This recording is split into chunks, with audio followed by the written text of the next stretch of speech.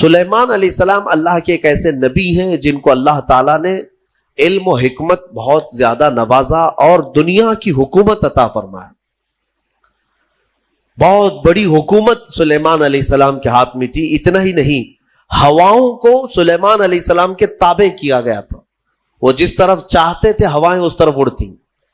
سارے پرندوں کی بولیاں ان کو سکھائی گئیں، جانوروں کی، جنات کی، ہر ایک کی بولی آپ کو سکھائی گئی اور ان پر حکومت بھی آپ کو دی گئی. جب سلیمان علیہ السلام کا دربار لگتا تو وہ جس کو کہتے حاضر ہونے کے لیے اسے حاضر ہونا پڑتا، چاہے چونٹی بھی کیوں نہ ہو. پرندوں میں، جانوروں میں کبھی جھگڑا ہوتا تو فیصلے کے لیے سلیمان علیہ السلام کے پاس آتے. جانوروں کے بھی فیصلے حضرت سلیمان علیہ السلام کیا کرتے. ایک مرتبہ ایسا ہوا کہ سلیمان علیہ السلام اپنے لشکریوں کے ساتھ کسی جگہ گزر رہے تھے اور وہ چونٹیوں کی آبادی سے گزرنے والے تھے. ابھی کافی دور تھے، 1 میل دور. تو چونٹیوں نے محسوس کر لیا کہ سلیمان علیہ السلام آ رہے ہیں. تو ان کی جو ملکہ ہے چونٹیوں کی، وہ کہتی ہے قالت نملۃ یا ایھا النمل ادخلوا مساکنکم لا یحطمنکم سلیمان وجنودہ وہم لا یشعرون. چونٹی کہتی ہے، بڑی والی جو چونٹی تھی ان کی ساری چونٹیوں سے، کہ اے چونٹی کو اپنے اپنے سوراخوں میں چلی جاؤ، اپنے گھروں میں اندر داخل ہو جاؤ، اس لیے کہ سلیمان علیہ السلام اور ان کا لشکر آ رہا ہے، کہیں وہ بے خبری میں تمہیں روند کرنا چلے جائیں. یہ چونٹی نے کہا اور ساری چونٹیاں دوڑنے لگیں. لیکن قرآن میں اللہ فرماتا ہے فَتَبَسَّمَ ضَاحِكًا مِّن قَوْلِهَا. حضرت سلیمان علیہ السلام اس چونٹی کی بات پر ہنس پڑے، مسکرائے. 1 میل دور سے سلیمان علیہ السلام چونٹی کی آواز سن رہے ہیں، چونٹی کی بات کو سن رہے ہیں اور اس پر مسکرا بھی رہے ہیں. میرے عزیزو، یہ عام انسانوں کی بات نہیں، یہ نبیوں کی طاقت کی بات کر رہا ہوں. اللہ تعالیٰ نے انہیں وہ ظرف دیا ہے، وہ کان دیا ہے جس کے بارے میں ہم کہتے ہیں دور و نزدیک کے سننے والے وہ کان لالے کرامت پہ لاکھوں سلام. ہم یہاں سے پکارے وہ وہاں سے سنے، مصطفیٰ کی سماعت پہ لاکھوں سلام. ہمارا موقف اور ہمارا عقیدہ قرآن کے مطابق ہے یا نہیں؟ جب سلیمان علیہ السلام جو بنی اسرائیل کے نبی ہیں چونٹیوں کی پکار سنتے ہیں تو جو سب نبیوں کے سردار ہیں کیا امتیوں کی پکار کو نہیں سنیں گے؟ حضور پاک صلی اللہ تعالی علیہ وسلم یقیناً اپنے ہر امتی کی آواز کو سنتے بھی ہیں. خود میرے آقا نے فرمایا ہے کہ جب کبھی کوئی درود پڑھتا ہے تو اس کے درود کو میں خود اپنے کانوں سے سنتا. اللہم صلی علی سیدنا محمد وعلی آلہ واصحابہ وبارک وسلم صلاۃ دائمۃ سرمدا ابدا.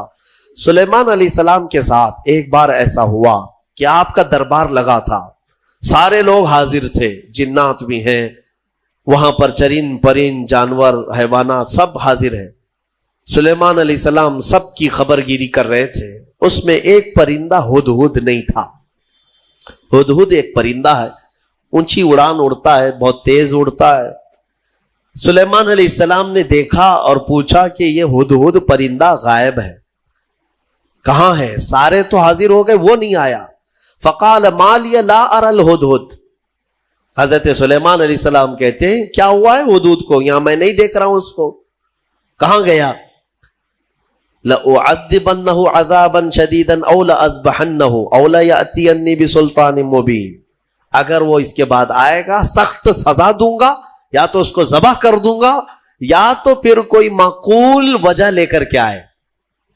کوئی عذر ہونا چاہیے کہ محفل میں کیوں نہیں آیا، وہ نبی کی محفل ہے. تھوڑی دیر گزری تھی، اس کے بعد ہدہد آ گیا اور پھر اس کے بعد حضرت سلیمان علیہ السلام کے پاس آ کر اپنی خبر دینے لگا. کیا؟ وہ کہتا انی وجدت امرأۃ تملکہم وأوتیت من کل شیء ولہا عرش عظیم. اے اللہ کے نبی، میں جو غائب تھا اس کی وجہ یہ ہے کہ میں اڑتے اڑتے ایک ایسے ملک میں پہنچ گیا جہاں میں نے دیکھا کہ ایک خاتون لوگوں پر حکومت کر رہی ہے، ایک لیڈی حکومت کر رہی ہے. وہ عورت، اس کو اللہ تعالیٰ نے بہت مال و دولت سے نوازا ہے، مردوں پر وہ حکومت کر رہی ہے. وَجَدْتُهَا وَقَوْمَهَا يَسْجُدُونَ لِلشَّمْسِ. لیکن وہ کہتا ہے ہدہد، اس کی بات تو یہ ہے کہ میں نے اس کی قوم کو اور اس کو دیکھا کہ وہ سورج کی عبادت کرتے ہیں، اللہ کو چھوڑ کر سورج کی عبادت کرتے ہیں۔ پتہ یہ چلا کہ پرندوں کو بھی عجب لگتا ہے کبھی کوئی اللہ کے علاوہ دوسرے کی عبادت کرے۔ ہاں، یہ پرندے بھی ان پر لعنت بھیجتے ہیں، کہاں کہاں جھک رہے ہو تم؟ اللہ رب العزت جس نے پیدا کیا، سارے پرندے اگر کسی کی تسبیح بیان کرتے ہیں تو رب ذوالجلال کی۔ قرآن میں اللہ نے فرمایا وَإِن مِّن شَيْءٍ إِلَّا يُسَبِّحُ بِحَمْدِهِ، کوئی چیز دنیا میں ایسی نہیں جو اللہ کی حمد اور تسبیح نہ کر رہی ہو، وَلَٰكِن لَا تَفْقَهُونَ تَسْبِيحَهُمْ، ہاں یہ اور بات ہے کہ تم ان کی تسبیح کو سمجھ نہیں پاؤ گے۔ اگر کوا کائیں کائیں کر رہا ہے تو تمہیں کائیں کائیں لگے گا، لیکن وہ اللہ کی حمد بیان بھی کر رہا ہے، اسے سبحان بھی کہہ رہا ہے۔ تو پرندوں کو بھی عجب لگتا ہے جب سورج کے پرستشوں پجاریوں کو دیکھیں اور آگ کی پوجا کرنے والوں کو دیکھیں تو پرندوں کو بھی تعجب لگتا ہے۔ سلیمان علیہ السلام کے سامنے آ کر کے اس نے شکایت کیا، میں نے ایک عورت کو دیکھا ہے، اس کا نام سبا بلقیس ہے، اس کا نام سبا بلقیس ہے، اور وہ ایک بہت ہی عالی شان تخت پر بیٹھتی ہے، اس کا تخت بڑا مضبوط ہے، سونے اور چاندی سے جڑا ہوا، 80 گز لمبا 40 گز چوڑا، اتنا بڑا تخت ہے، اور اس کی حفاظت کے لیے جو لوگ مامور ہیں 7 دروازے بنائے گئے ہیں، اس کے اندر وہ تخت رکھا جاتا ہے، اور ہر دروازے پر پہرے دار الگ ہے، باڈی گارڈ الگ ہے، جو اس تخت کے اندر تک جانے کے لیے بڑی سیکورٹی ہے۔ تو اس تخت پر وہ بیٹھتی ہے اور اس کو اس پر ناز ہے۔ حضرت سلیمان علیہ السلام نے اس کو معاف کر دیا، چلو کوئی ایک معقول وجہ تو لے کے آیا ہے۔ تب پھر سلیمان علیہ السلام نے کہا ایک خط لکھو اس کے نام پر۔ خط لکھا، حضرت سلیمان علیہ السلام نے پھر اس سے کہا ہدہد سے لے جا اور اس کے پاس ڈال دے یہ خط۔ خط میں کیا تھا؟ سلیمان علیہ السلام نے اس خاتون کو کہا اس سورج کی پرستش اور غیر اللہ کی عبادت سے نکل آ، اللہ رب العزت کی عبادت کی طرف آ، میں تجھے دعوت دیتا ہوں۔ یہ خط میں تھا۔ دین کی دعوت دینا نبیوں کا کام ہی ہے، انبیاء کرام علیہ السلام کا یہی وتیرہ رہا ہے۔ یہ خط لے جا کر کے سبا بلقیس کے پاس ہدہد نے ڈال دیا۔ ہدہد کے اس خط کو دیکھ کر کے وہ پڑھتی ہے، اس کے بعد اس میں لکھا ہوا تھا انہو من سلیمان و انہو بسم اللہ الرحمن الرحیم، سلیمان کی طرف سے یہ خط آیا ہے، اللہ کے نام سے شروع جو نہایت مہربان رحمت والا، اور اس کے بعد جو میٹر تھا اللہ تعالی علیہ واتونی مسلمین، گھمنڈ مت کر، میرے پاس مسلمان ہو کر کے آ جا۔ سلیمان علیہ السلام نے دعوت دی۔ تب سبا بلقیس، اس کا اپنا ایک رعب تھا، اس کی فوج تھی، اس کی رعایا تھی، حکومت تھی، تو اس نے اپنی قوم کے بڑے بڑے اعزاء کو بلایا، جو شرفاء تھے ان کو بلایا اور مشورے کے لیے پوچھا کہ لوگوں دیکھو میرے پاس سلیمان علیہ السلام کی طرف سے خط آیا ہے اور وہ مجھے بلا رہے ہیں کہ تو یہ سورج کی پرستش چھوڑ اور میرے دین پر آ جا، اللہ وحدہ لا شریک کی عبادت کر، تم لوگ کیا مشورہ دیتے ہو؟ تو لوگوں نے یہ کہا، اس کے جو وہاں محل کے پہرے دار تھے یا وزراء تھے، انہوں نے کہا قالوا نحن اولو قوت و اولو بأس شدید، ہم لوگ بہت طاقتور لوگ ہیں اور بہت سخت ترین حملہ کرنے والے لوگ ہیں، باقی معاملہ تمہارے اوپر ہے اے سبا بلقیس، اگر تم حکم دو گی تو ہم حملہ کریں گے، لڑیں گے۔ تو سبا بلقیس عقل والی خاتون تھی، اس نے کہا قالت ان الملوک اذا دخلوا قریۃ افسدوها، میں دیکھتی ہوں کہ جب بھی کوئی بادشاہ کسی ملک میں حملہ کرتا ہے تو پورا تباہ و برباد کر دیتا ہے، شہر کے شہر بکھر جاتے ہیں، وجعلوا اعزت اہلها اذلۃ، بڑے بڑے عزت والے لوگ ذلیل ہو جاتے ہیں، گھر ٹوٹ گئے، دکانیں برباد ہو گئیں۔ تو سبا بلقیس کا یہ جملہ توجہ سے کہ جب بھی کسی شہر پر یا کسی بستی پر یا کسی ملک پر حملہ ہوتا ہے تو بچتا کیا ہے؟ کھنڈرات، سب تباہ و برباد ہو جاتا ہے۔ لڑائیاں 2 بادشاہوں کی ہوتی ہیں لیکن پوری تباہی قوم کی ہوتی ہے۔ ابھی ہم دیکھ رہے ہیں مسلسل اخبار یوکرین کی پڑھتے ہوں گے یا سنتے ہوں گے یا دیکھتے ہوں گے آپ لوگ. بات دو لوگوں کی اور اس میں پوری کی پوری قوم پس جاتی ہے. پورے کے پورے شہر رشیا نے ہلاک کر دیے. آج ہی جا کر کے اٹھا کر کے اخبار دیکھ لینا یا نیوز دیکھ لینا, ایک ایک شہر کو رشیا نے جو جلایا ہے 90% شہر جل چکا ہے. 90% شہر جلا ہوا ہے. جو بچے ہوئے لوگ تھے وہ مارے گئے ہیں یا جل گئے ہیں. باضابطہ میزائل داغے گئے.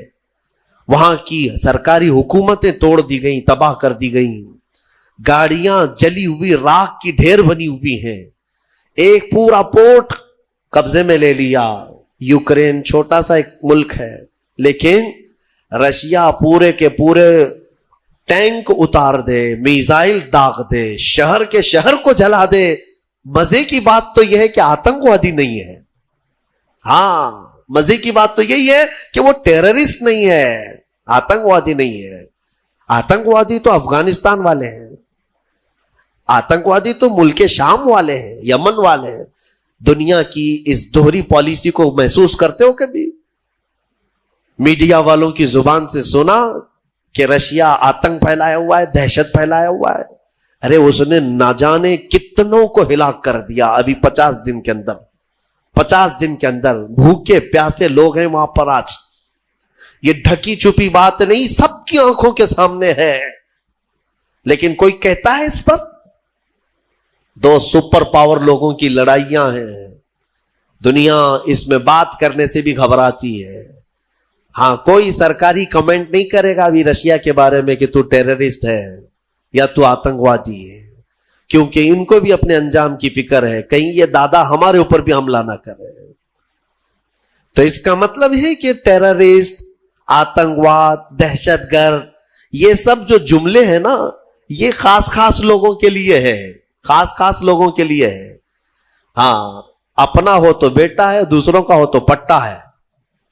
ہمارے ہاں کہتے ہیں نا, وہ پٹا دیکھو کیسا ہے, یہ پٹا کیسا ہے. وہ سب پٹے ہیں اور اپنا بیٹا ہے. تو ان کی جس سے جمتی ہے, ملتی ہے, وہ پورا کا پورا شہر تباہ کرے. نہیں, امن کے لیے کر رہا ہے وہ. اور اگر کہیں کسی کے ہاتھ میں بلیڈ میں مل گیا تو ارے یہ تو بڑا آتنکوادی ہے. یہ ہے دنیا کی پالی. بہرحال میں جو بات عرض کر رہا تھا, سبا بلقیس کی بات صحیح ہے کہ اس نے کہا کہ جب بھی کبھی بادشاہ کسی شہر میں آتے ہیں تو سب تباہ کرتے ہیں. میں یہ کام کرتی ہوں کہ کچھ ہدیے, تحفے, مال سلیمان علیہ السلام کے ہاں بھیج دیتی ہوں. اگر وہ مال کے لیے ہی کر رہے ہیں تو یہ ہدیے لے کر کے چپ بیٹھ جائیں گے, خاموش ہو جائیں گے, ٹیکس لے لیں گے میرے سے, لڑائی نہیں کریں گے اور نہ ہی مجھے دین کی دعوت دیں گے. تو بہت سارے قیمتی تحفے دے کر کے بلقیس نے بھیجا سلیمان علیہ السلام کے پاس. وہ لوگ لے کر کے آئے, کہا ہماری ملکہ نے آپ کے حوالے کیا ہے. حضرت سلیمان علیہ السلام نے دیکھا, کہا ارجع الیہم, لے جاؤ اپنی ملکہ کے پاس یہ واپس. اس سے کئی گنا زیادہ اچھا مال میرے مولا نے مجھے دیا ہے. تمہاری ملکہ, تمہاری خاتون مجھے مال سے خریدنا چاہتی ہے, لے جاؤ. دین کی دعوت ہم نے مال کے لیے نہیں دی, یہ واپس لے جاؤ. اور اگر اس کا ارادہ نہیں ہے, ہم ابھی آ رہے ہیں اپنا لشکر لے کر کے. ایسا لشکر لے کر کے آئیں گے کہ نہ پہلے کبھی تم نے سنا تھا نہ بعد میں کوئی سنیں گے. اور اس کے بعد جب ان لوگوں کو پلٹا دیا واپس, پھر سلیمان علیہ السلام نے اپنے ہی مجمع میں پوچھا کہ یہ تو گئے واپس, اپنی ملکہ کو کہیں گے تو وہ آئے گی ضرور, آئے گی ضرور, لیکن